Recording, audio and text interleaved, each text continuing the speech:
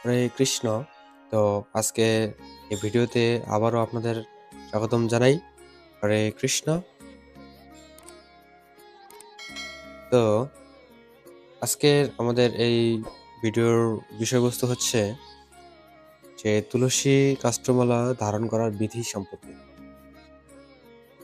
তুলসী কাষ্ঠমালা কেন পরিধান করব, তুলসী মালা পরলে কি হয়, এই বিষয়গুলো সম্পর্কে আজকে আলোচনা করা হবে।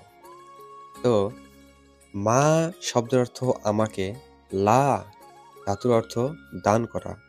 হে হরিবল্লভে, তুমি তুলসী কাষ্ঠ নির্মিতা বৈষ্ণবীর প্রিয়া, আমি তোমাকে কণ্ঠে ধারণ করিতেছি, আমাকে শ্রীকৃষ্ণ সেবা দান করো।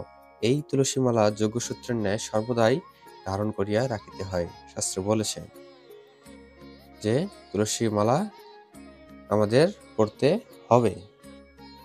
তো আবারও শাস্ত্র বলেছে যে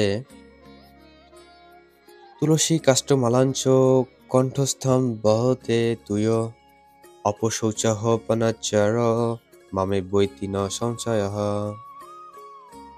অর্থাৎ যিনি সদাচার গ্রহণ করত তুলসী কাষ্ঠের মালা ধারণ করেন, তিনি যদি কখনো কোনো কারণবশত অশুচি বা অনাচারীয় হইয়া থাকে, আমি বা আমাকেই প্রাপ্ত হইবেন, ইহাতে কোনো সংশয় নেই।